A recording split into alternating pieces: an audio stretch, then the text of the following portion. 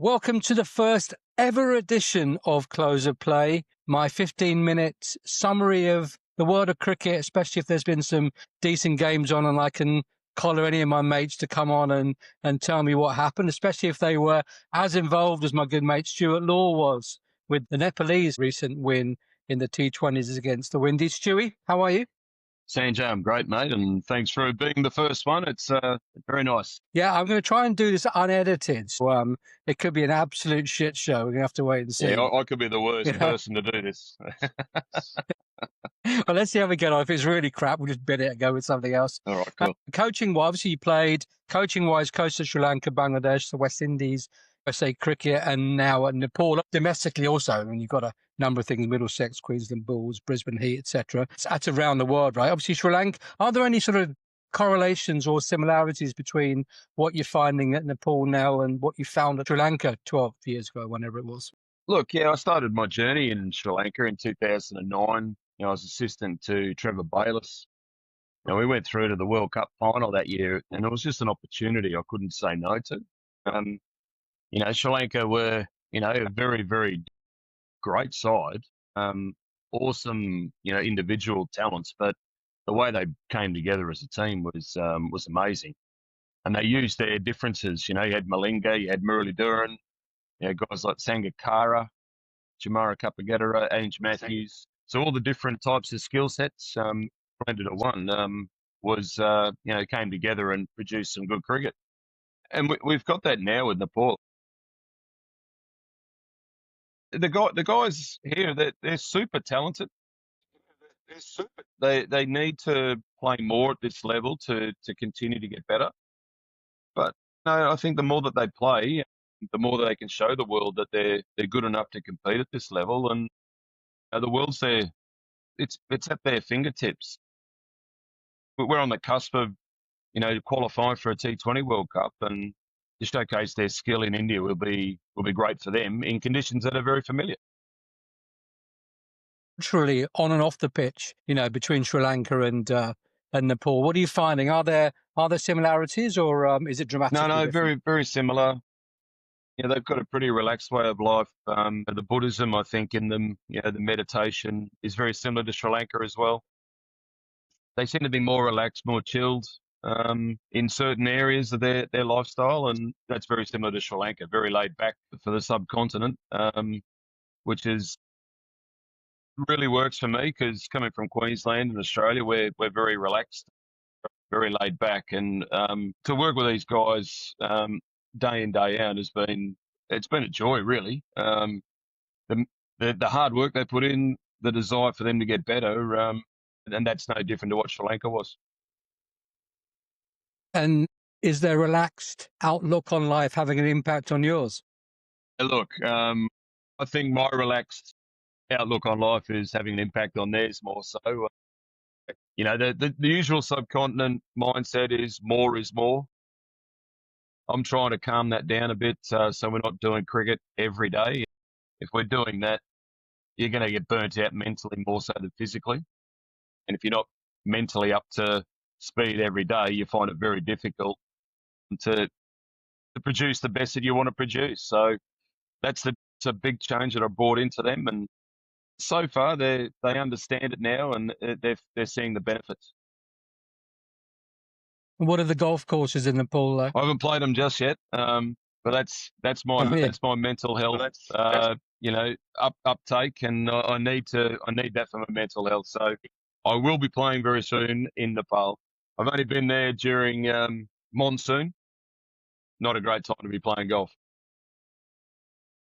No, it's just like here, right? Here in the UK, if it's wet, it's a pretty horrific sport to be playing.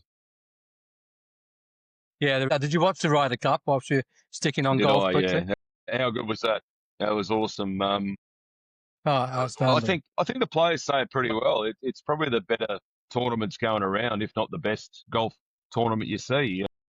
Take in the majors and what have you. The Ryder Cup is just something different level. It was pretty special this time. It was Yeah, it was definitely interesting. I mean, not only from the off-field sort of stuff, but the mentality of the Americans to get that close on the final day. I mean, It wasn't, I don't know if Europe at any point thought, well, we've got this in the bag, and they were relaxed, and the Americans thought, well, we're going to give you a run and see what happens, or what. But it made some compelling. It was a bit viewing. like Marco Simone 2 years ago on the last day.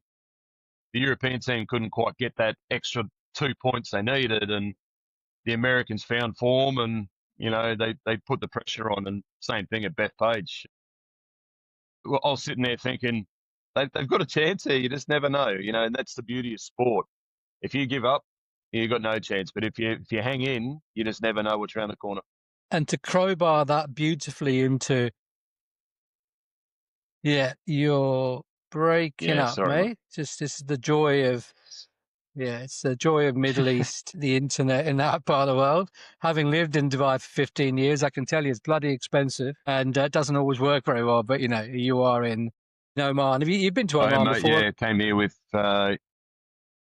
USA and Namibia recently. Yeah, beautiful country. Second largest canyon in the world after the Grand Canyon. There you go. Nice golf courses here too, mate. So, looking forward. Yeah, well, there you see. Stewie's golf and cricket tour of the world. Yes, you bet. Before the internet broke up, I was going to crowbar in the Ryder Cup into your recent victory against the West Indies. So first of all, congratulations. And second of all, how did it come about?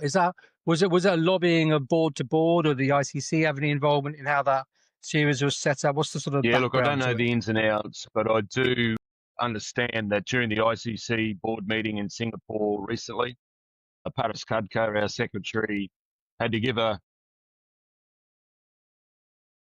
overview of how the MPL ran, because it seemed to be pretty good. There's a few teething problems, but the way it was run was probably one of the better ones of the new editions. And I think he pinpointed, he wanted to make sure that we've got some test playing nations who are keen to come and play against us and be on a reciprocal. And in the West Indies, they stuck their hand up and said, let's call it the Unity Cup, and let's get a series on that we host, and then we hopefully in time we go back to the Caribbean and play the West Indies back out there. But that's basically how I understand it. It may not be exactly how, but it's something like that. Logistically, it helped them also because they're in India now and they play. Yeah, well, they sent a younger side, which is great. The CPL had just finished, so they had some big players or great contributors to that tournament who turned up. Akil Hussain opened the bowling, but he also captained the side. Jason Holder was here. Guys like Kesey Carty, who's been in good form around the world and playing ODI cricket, and a few youngsters. Pretty good team, that's for sure. Obviously not their number one team because their big boys are in India playing the test matches. So it worked out pretty well for them. Well, for you guys as well. So, first ever victory against a full member nation side. I mean, obviously there was a few issues leading up to the infamous election perspective, leading up to that match. But the boys who did play, I mean, is that the normal standard that you have been seeing, or did they step up given the nature of the opposition that they were playing against? Look, I think the enormity of playing against the West Indies, yes, was one thing. What happened in their country, the riots, etc., people losing lives to stand up for what they believe in. And that was quite a powerful message after the first win, that the captain, Wright Portal, got up and said, this win is for joy, to bring joy to Nepal after a very tough last 4 weeks. This is for the martyrs who lost their life. And I thought, if these boys are playing for something that's bigger than just the game itself and playing for their country like that and buying into what has gone on and standing up for it, the West Indies certainly felt the brunt, because the first game was a little bit tentative. We weren't too sure, but we fought hard. And the second game, we just absolutely turned it on. And it was probably one of the best games, most clinical games I've ever coached, I've ever been involved in. And it was just amazing to see. Yeah, I mean, you won that second game and you skittled the West Indies out for 83 in that second game. I was having a look at the bowling figures. Obviously, a couple of guys took the 7 wickets, but the two boys at the top, I think they bowled 5 overs, took 2 for next to nothing. That's the first overs of a T20. It was probably the best wicket of the 3. The first one was a bit slow and a little bit damp. So turned a bit and just stuck in the wicket. Same pitch the next day was like a block of concrete and just skidded onto the bat beautifully. And for our guys to come out and bowl the way they did, they were so committed and so much playing for themselves, playing for their teammates. And they just came in and absolutely nailed their lengths, nailed their lines, and trusted what we talked about in team meetings and our plans, etc. It stuck to it, and it really worked. But the fielding, Sanjay, the fielding was out of this world, mate. It was unbelievable. Yeah, I mean, that isn't something that's always levelled at teams from the subcontinent. No, not recently. India have really taken a different stance now, and they've raised the bar. And I've challenged our players. I don't want them to be the best fielding team in the associate cricket world. I want them to be the best team in the world. And the other night they were by a stretch and a half, mate. They were unbelievable. They really were. Given that what's just happened and the profile they've created for themselves, and also, as you said, they're playing for a greater purpose, if you like, the country and national pride and the fans back home. Do you think there is a risk of losing any of these players to franchise cricket? The IL T20 auction was on yesterday when you were still in the UAE, I think. Is there a risk of losing, apart from playing in the own NPL, do you think some of these players are going to go off and play around the world and be less committed to Nepal cricket in the future? Look, on one hand, I really do hope that they do get selected in these franchise tournaments, because the money they could generate, the skill acquisition they can get from sitting with some of the best players in the world is only going to stand them in really good stead, not only financially, but also cricket-wise, and then bring that knowledge back to Nepal cricket. It's up to the Cricket Association of Nepal to keep the players' feet on the ground. Don't let them get too far ahead of themselves, think they're bigger than the organisation, and make sure that they have the team in focus. And from what I've seen, the team that played the series against the West Indies, they would rather play for Nepal. So, and that's a good thing. If these guys continue to be contributors in all areas of their cricket, bat, ball, field, do the job against bigger teams and better teams, there's no reason why the franchises won't sit up and take notice. And I guess that the quality of the players that they're playing with and against improves them as individuals, and then hopefully come back and improve Nepal cricket. As you start to compete, to sort of become features like Afghanistan have done, become a regular feature in the world tournaments and stuff. So, what is that pathway like for the men's side to get into the 50 over and the two World Cups? I think T20 World Cup's next, isn't it? Next year, and then the ODI is in Southern Africa. Well, we're currently in Oman, about to start our World Cup qualifiers. 9 teams here. The top 3 go through to the T20 World Cup next year. So these tournaments with the associate nations, they're brutal. You lose one game, you're probably out, and that's how brutal it can be. So we've got to be making sure that we're nice and relaxed, and the pathway is pretty well set for us. We know what we need to do.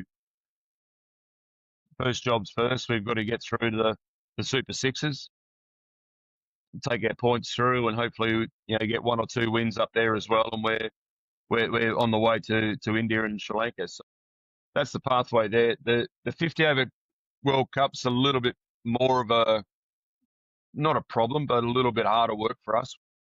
We haven't won a lot of 50 over games in this cycle, so we need to maintain our win rate. So we maintain our ICC qualification. So we get the funding from the ICC. So we need to make sure we keep an eye on that as well. So that's a bit more tough. But the World Cup qualifiers, we're focusing on them right now. We get underway here. We've got a practice game on the 4th, another one on the 6th, and our first game's on the 8th against Kuwait. That's the one we're really gearing up for. We know in these tournaments you start red hot, you start fast. It makes it easier at the back end. As long as we get there, hit that first game really hard, and play as well as we can, we need to build on that. Yeah. And the actually, a question, just thought of it. The Asia Cup's just finished in the UAE. You guys didn't play. Was that a qualification thing, or To was be another honest, I'm reason not for that? 100% sure of the real reason. Obviously, that would have been a qualification process. I'm not sure where we stumbled. I'm not sure how it all transpired. But I sat down. I've asked the question: why in God's name are we not playing in the Asia Cup? And a few people have said, "Oh, we didn't qualify. We didn't win enough games. We didn't do this." So I think next time we need to, when it comes about, I think the next one will be a 50 over Asia Cup. We need to make sure that we're playing decent cricket to be involved in that, because that is a fantastic tournament to be in. You play against, India, Sri Lanka, some of the toughest teams in world cricket, Pakistan, Afghanistan. So to be involved in that will just teach our boys how it is to compete at the top level against best teams. And it's great to see the women also are doing well. There's a Women's T20 World Cup here next year. And Nepal, I think, are hosting the qualifiers, the last stage of the qualifiers for that early. I think it's... Yeah, that's great. It's great to see the girls. They've had to go through a qualification process to get into the qualifiers.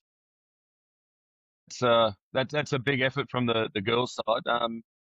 And we will be there. It'll be nice. The boys will be there cheering them on, wishing them all the best. So it's nice that it's in Nepal. The girls can play in front of their families, and play in front of their friends, and that'll be a great thing. No. Yes. He's looking at his phone to send me a message to say the internet's gone kaput because the hotel's not paid his bill. Are you there? Our good friend Gav Scavell once told me that he had to, during the pandemic, when he was doing remote producing or remote directing, I think that he was in, let's say he was in his country and the game was in the West Indies, for sake of example. He said the screens went blank for 20 minutes, but he had to direct. But he couldn't see anything. Me losing the sound of you for 5 minutes isn't gonna scupper any sort of career and stuff, as far as I'm concerned, mate. Listen, that's the end of that. Cool, mate. Thanks very much for your time.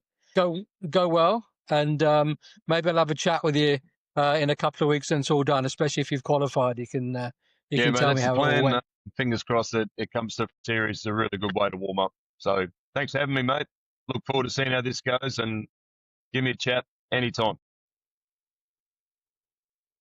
I will do, pal. Thanks, man.